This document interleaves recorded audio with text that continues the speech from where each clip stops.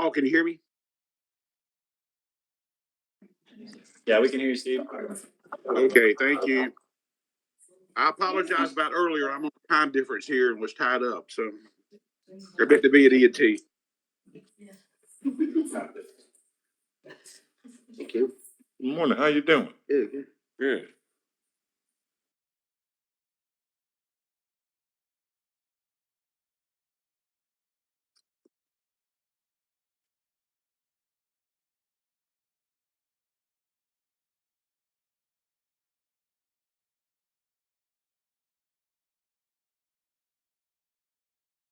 Are we ready?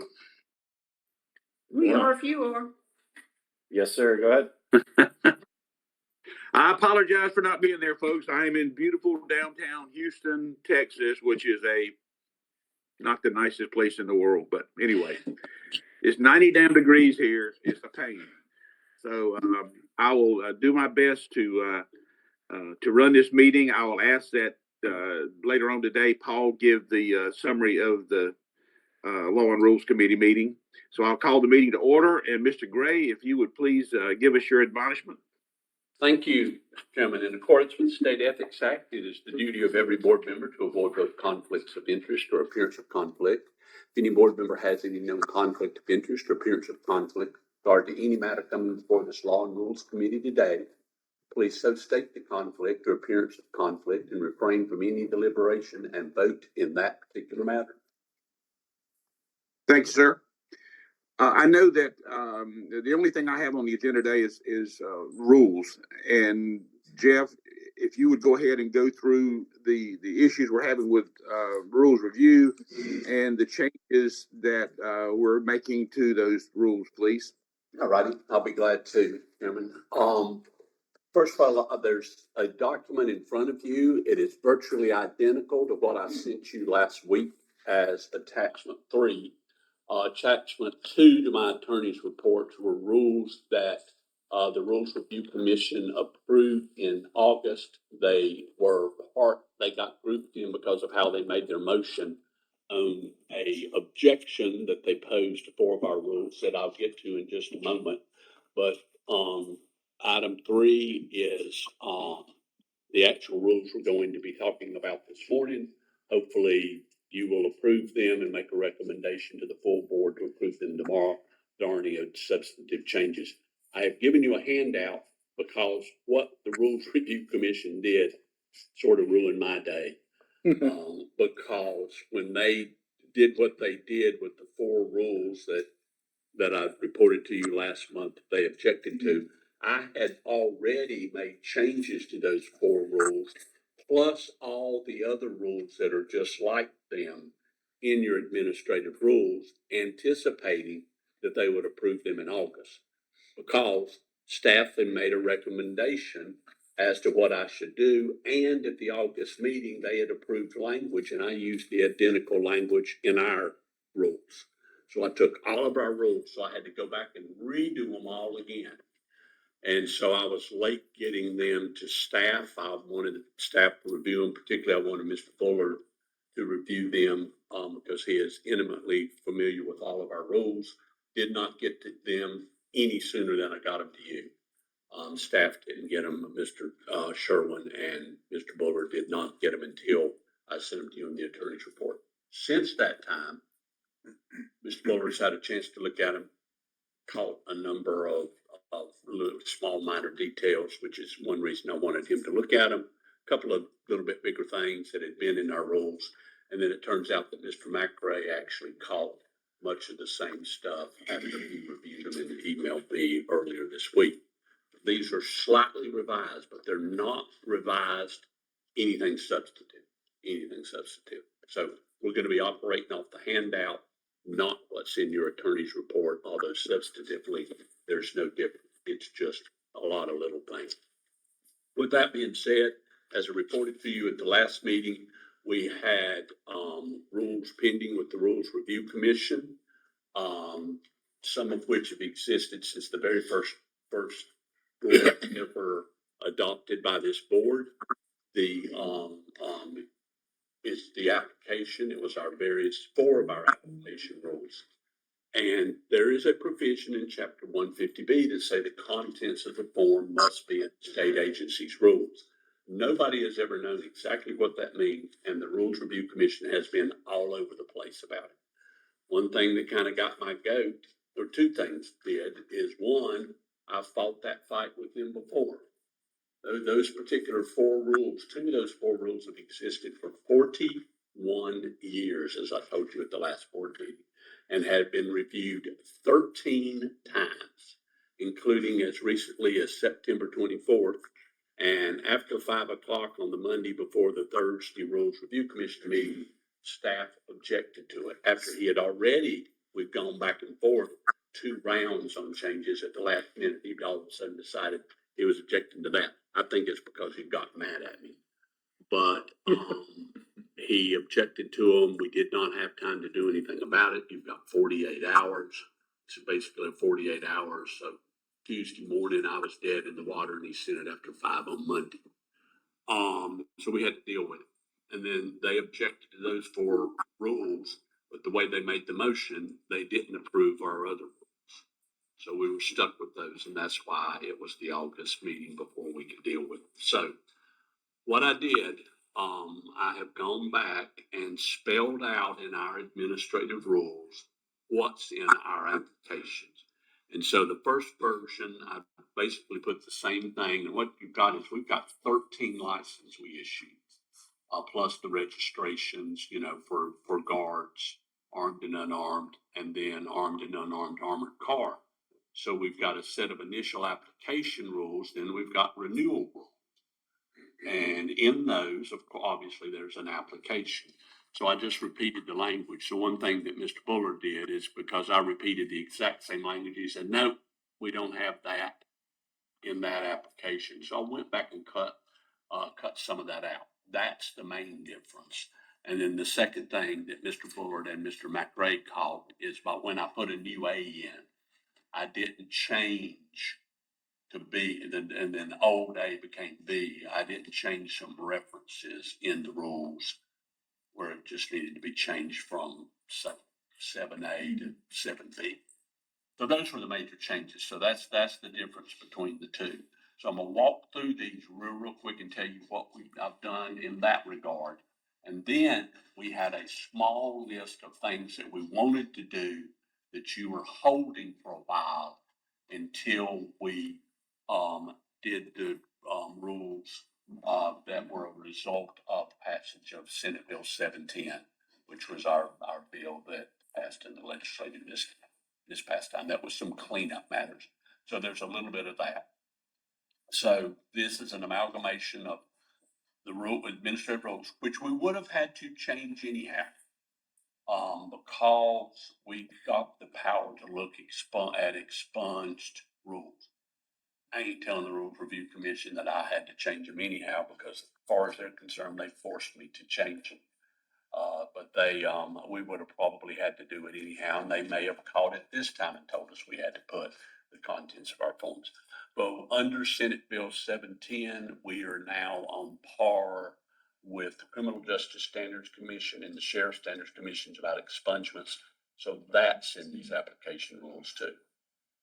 So with that being said, you've got 3 categories of things. You've got the changes I had to make because of they're requiring us to have the contents in our form. That was only 4 rules, but we want all of our rules to read just the same for the sake of staff, for the sake of the industry, for the sake of per diem. I mean, everything needs to be as close to the same as possible for all categories, because if not, it's a little bit more, or it's more difficult for the staff to try to remember it. Then, of course, needed to put in there the changes from Senate Bill 710.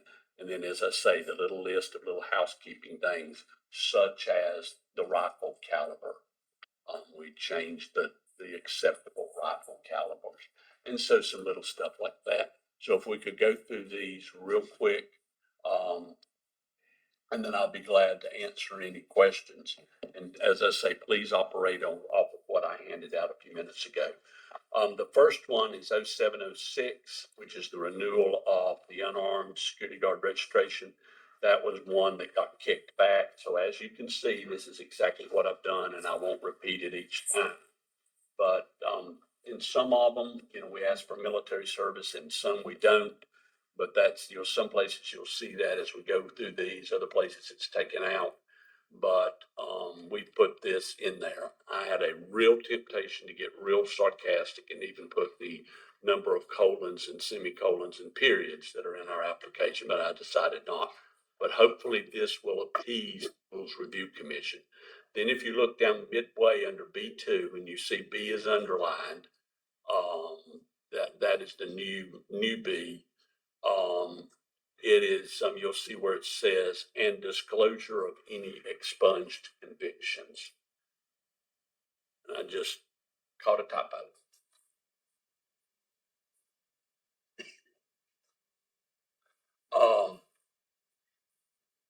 So that's 0706. This is going to be repeated throughout. 0801. Just a quick, and in reading this, and I'm probably reading too much into it, but you have, for that B2, for each state where applicant has resided within the preceding 12 months and disclosure of any expunged convictions. That's not for the past 12 months. That's ad infinitum, right? The expunged. The results, so read it this way: a statement of the results of a statewide criminal history record search and disclosure of any expunged convictions. Yeah, where I'm trying to, where you've got the preceding 12 months, and what I'm asking is the reporting of any expunged convictions is not expunged convictions over the last 12 months. No, it's expunged convictions. Period. Correct. All of them. Thank you. Correct. It would be forever. 0801 is the same thing, exact same changes. There may be some slight changes as to, 0801, we don't ask current employer employment history. I had that in there. Mr. Bullard noted that we did not have that in that particular application. 0808, this was necessitated by Senate Bill 710. We also changed about to add in there about the armed license registration in addition to just security guard. It used to say security guard. That probably should have been fixed a long time ago. But at the bottom, you'll see the language at the bottom about the ability to carry, or the substitute for the concealed handgun training. Substitute for this concealed handgun training is the fact that they could carry pursuant to HR 218, something that was added to our statute. 0902 is just an application rule. As I say, I've tried to change them all. This is the application for a trainer certificate. And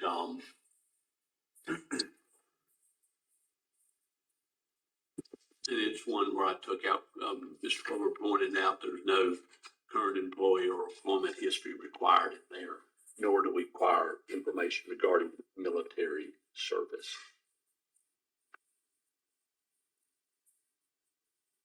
0904, pretty much the same. Mr. Bullard had taken out the part about the current employer, but Ray, I left that in. Nobody's going to check behind us, is the silly thing about all this. We could put anything we want in there and nobody would ever check behind it. Same thing on 910, just listing everything in the application plus the part about expungements.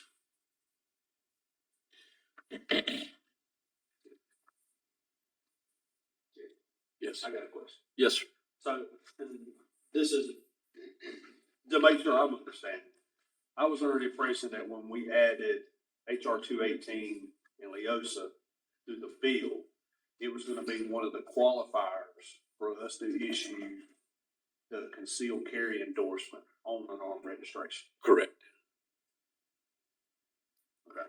Is that not, you don't think that's worded correctly? Why did we exclude the licensee but not registered firearms trainer? It says Because that's the way it the says bills. it's exempt from this rule. Yeah, it's, And it doesn't exempt them from the rule. Like currently now, the only thing we accept to put a concealed carry endorsement is a concealed carry permit from the sheriff. And the way I read the bill and understood it was now it's gonna make where you can either have a concealed carry permit or your HR 218 paperwork, and then we will put the concealed carry on either your armed licensee or armed. so you don't think this is worded correctly?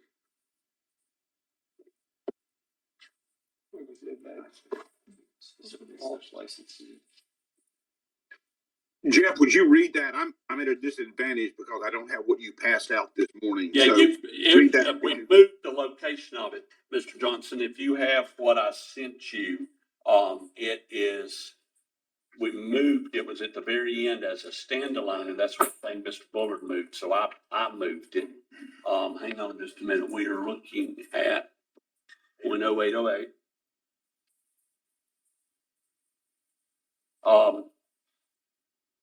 Right now it reads, phone application to this is existing language, but we're taking some things out. And, Mr. Bullard, we had put in there firearms trainers years ago could get the endorsement, but Mr. Bullard said that's not correct. But we amended the rule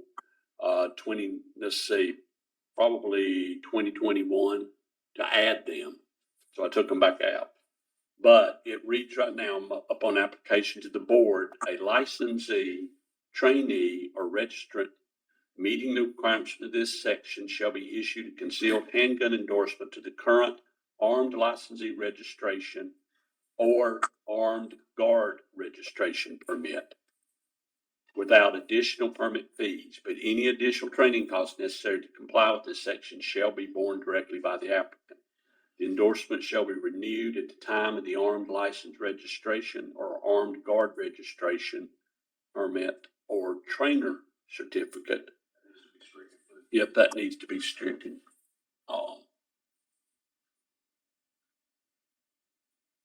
I didn't catch that second one. Trainer certificate.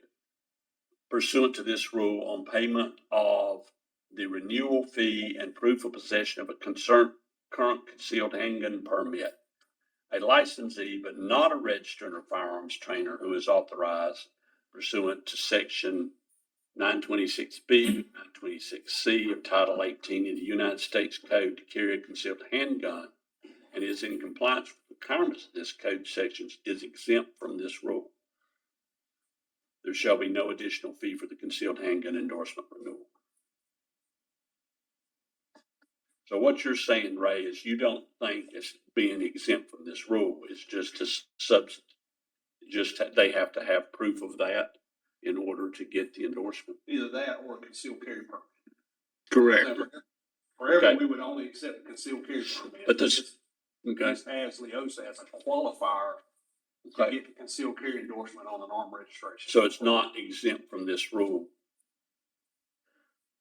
Just one of the qualifiers for it. The qualifier for it, yeah. I think you could probably just mirror the last sentence of 710 is exempt from obtaining the permit described in. Okay. Hang on just a minute.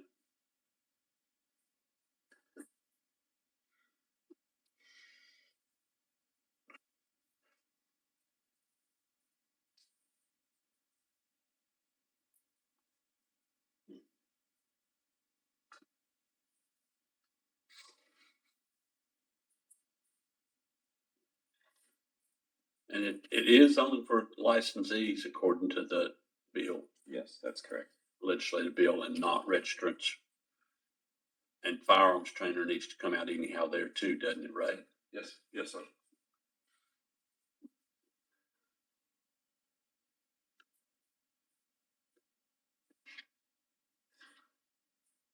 It doesn't hurt to leave it. Okay. Just makes it clear that they're not eligible. You're what?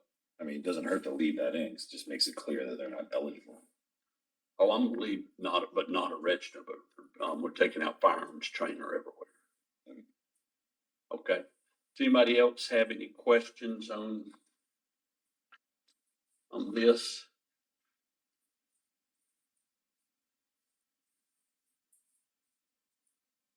Okay, where were we? We were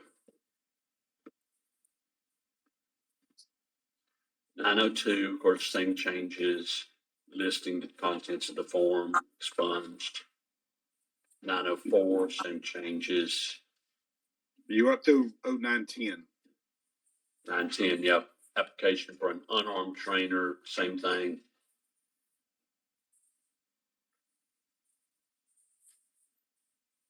Uh, 911, same thing.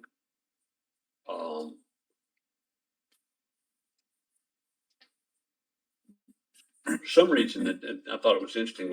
B and C were the exact same sentence, and I don't know how they got the Rules Review Commissioner past us or whatever.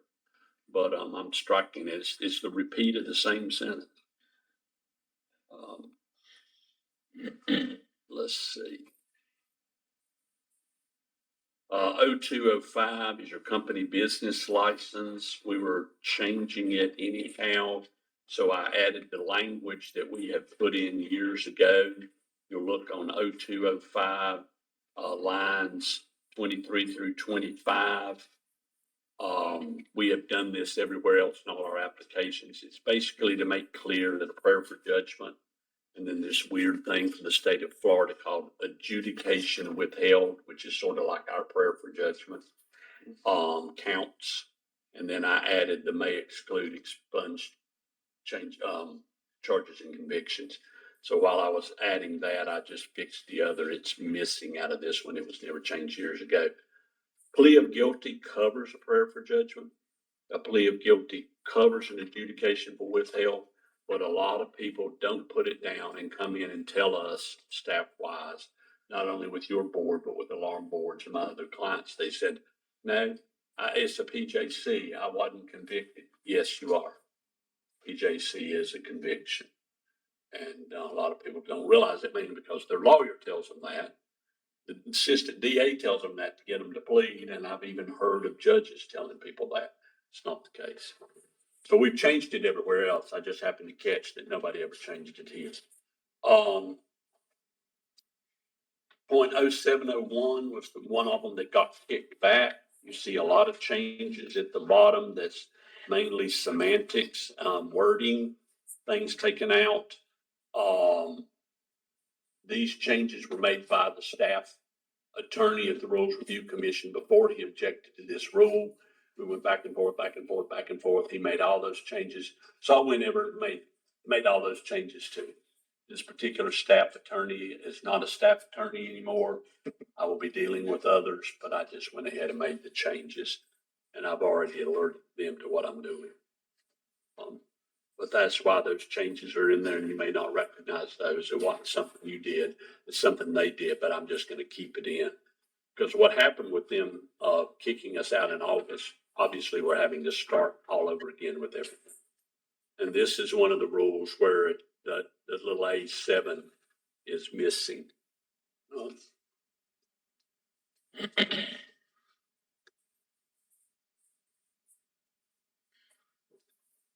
What was that last rule number? The last one that we looked at is 0.0701. It was one of them that was objected to in August and then objected to in June and objected to again in August. Okay. Let's see. Minimum standards for unarmed street guard registration.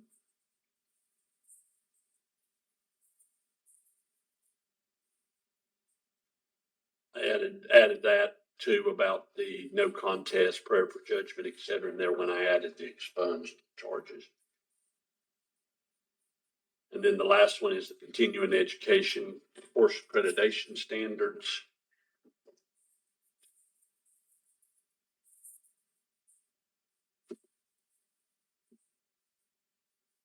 Got the new fee we got approved in there.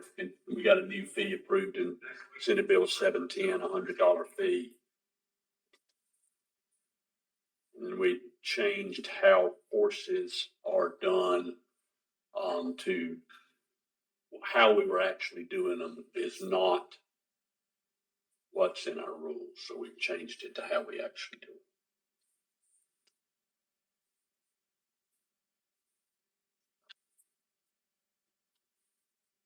Any questions? So let me make sure that I've got everything down that would need to go in a motion.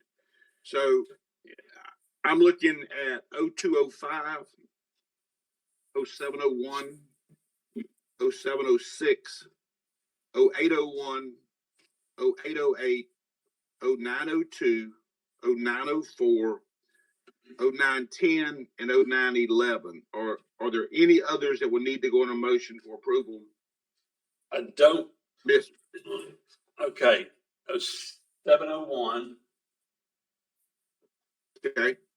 0706, 0801, 0806, 0808, 0902, 0904, 910, 911. Of course, 205 is in an odd place. It's kind of out of order. 0205. Okay. Yeah. Well, that's the ones I've got. You do have 0205 in the stack. It's kind of out of place. Right. I've got it. 703. So 703. Do we have, yeah, we should have 703. Let me see my master list right here.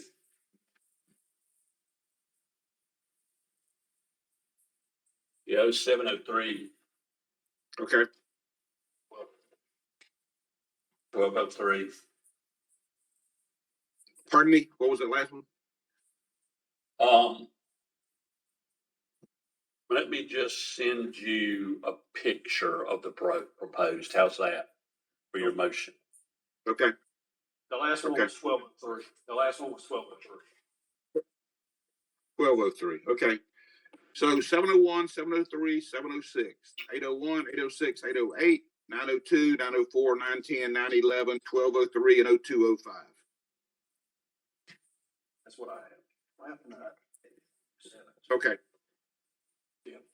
What happened to 807? Yeah, I was going to say, I think this stack is that's what I think I've made a mistake here and only copied the ones that you made changes to. Yep. Steve, we got it. I've only got in this stack that I handed them. Let me send you the picture of the ones for the motion. Okay. Yep. What this stack is, it's the only the ones that Mr. Bullard and Mr. McRae had changes to. And so the rest of them are in your attorney's report. I see what's happened here now. I'll send it to you real quick. Okay.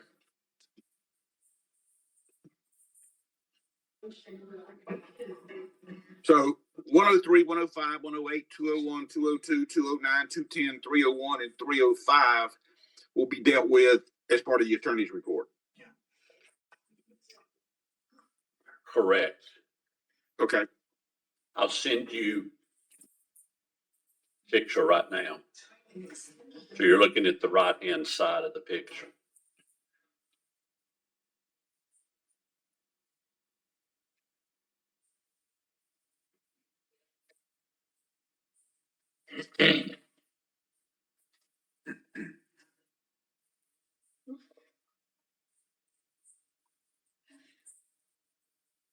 While I'm waiting for this, does anybody have any questions about any of the rules that have been covered?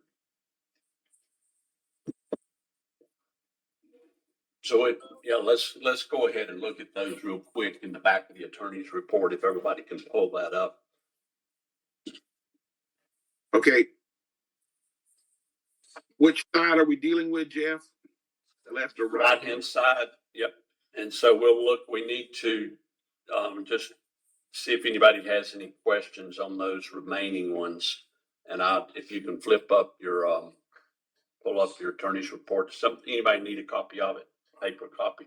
Looks like everybody has their laptops. Mr. Hefty, would you like a paper copy? Yes, sir. Take it. Anybody else want a paper copy? So we're looking at attachment 3 for those others. Okay. So, but let's deal with what this committee's got to deal with right now. We're looking at 0203, 0205, 701, 703, 706, 801, 806, 807, 808, 809, 902, 904, 910, 911, 1203, 1301, 1306, and 1406. 1401 and 1406. Is that correct? Correct. That's for them. And so Right. what's in the stack before them will be the ones that are different than what's in the attorney's report. Okay. So we don't need to deal with anything in the attorney's report. We just need to deal with the proposed changes in the rules that I just Oh, read no, out. we need to deal with both. The list Okay. you just did is a combination of both. What the handout is or were those rules that are different, slightly different than what's in the attorney's report. So now we're going to go through the attorney's report, what's in the attorney's report real quick. Okay. Do we need to go ahead and do a motion on these that are on the No, right? I would just do them on everything, Okay, all together. Yep. go ahead. All righty. Start with 0203. It's just like the others, except neither Mr. Bullard or Mr. McRae had any changes to it.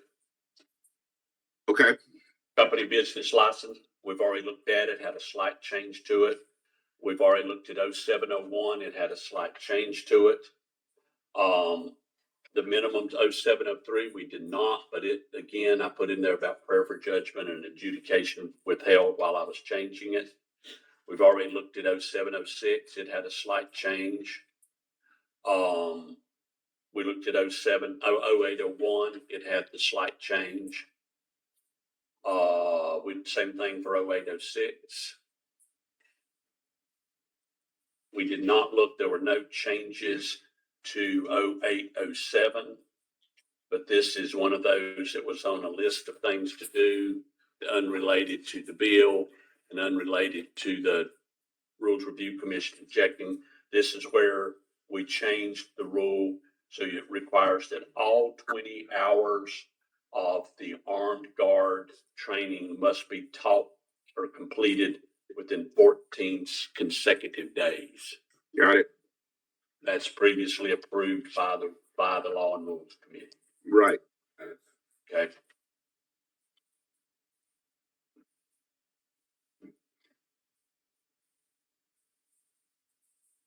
I'm gonna poke at Mr. Bullard here a minute, but this 0807's been changed so many times that I got an email from Mr. Bullard that all these changes, when it came to 0807, all he said was, "Ain't touching that." I truly appreciate it. It's the words 0807 or the number 0807 makes me twitch. Right. It's been changed about every time the board meets. Concealed handgun, we've, the language is down here at the bottom. Yep. I'll fix it about the firearms trainer. That one Yep. slipped through. Let me make a note to make sure I do that.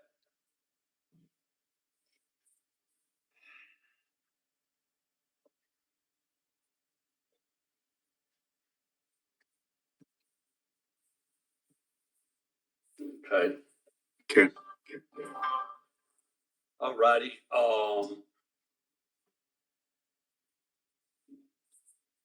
Authorized firearms. This is the rule I mentioned earlier. Mr. Bullard had no changes to that, neither did Mr. McRae. We're changing the rifle caliber. This is something previously approved by Law and Rules.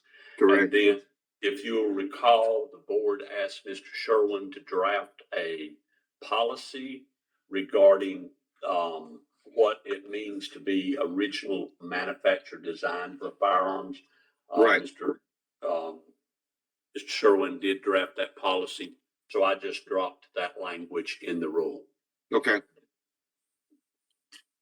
while I was doing the other, I thought while we're at it, we might as well put it in there. So that little statement is the Cliff Notes version of the policy that Mr. Policy. Sherwood. Yep. Okay. 0902 we've looked at already because I had too much. There were some things that weren't in the application. As you know, we also looked at 0904. 0910 and 0911 we have looked at.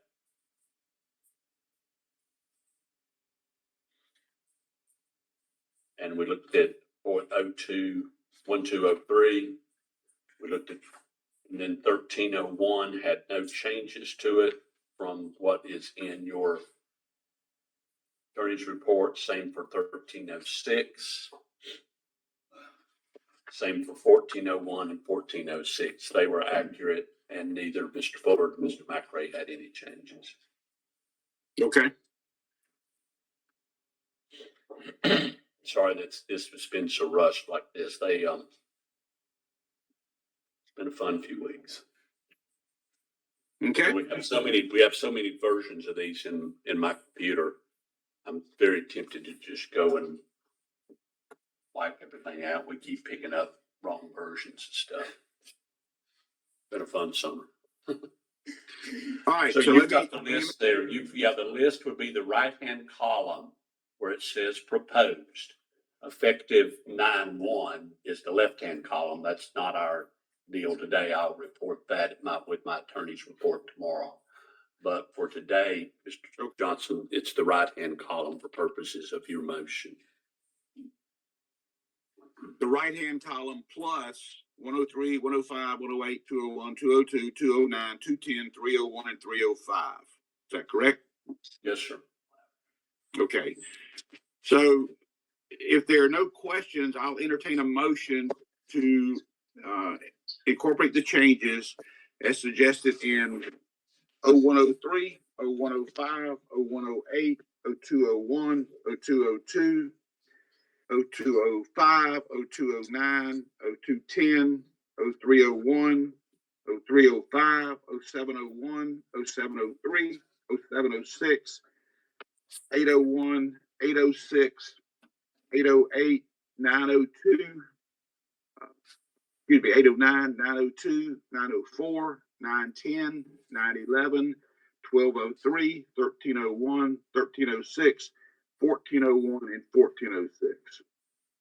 Did I get them all? Yes, you appear to have.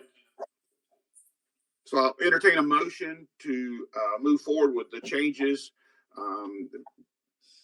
that were presented today with any changes that were updated on the rules as of today. Do I have a motion? So moved. I have a motion. Do I have a second? Second. Any discussion? All in favor indicate by saying aye. Aye. Those opposed, like sign. Motion carries. All right. Thank you, sir. Thank you. Any other business regarding any potential rule changes, anything we need to start looking at for the future?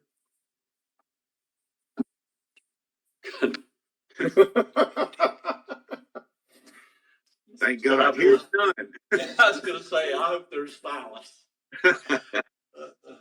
Hearing none. Any other business to be brought before this committee? These are All right. Yeah, that's for the full. Move to adjourn. I have a motion to adjourn. Do I have a second? Second. All right. All in favor indicate by saying aye or leave. Aye. Thank you. Appreciate it, everybody. Thank All right. you. Be there. We miss you, Steve. Thank you. board meeting at 10. All right. Thanks.